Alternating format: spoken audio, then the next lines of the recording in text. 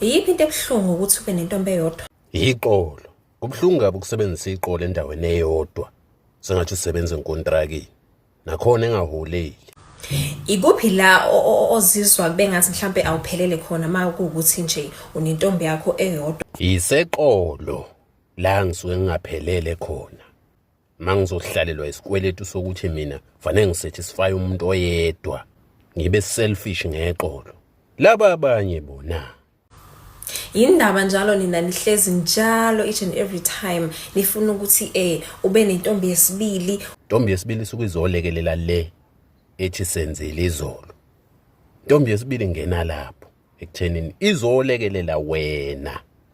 Uthi kudliwe le mali yami. Ngoba ngeke uyikhone le mali uwedwa.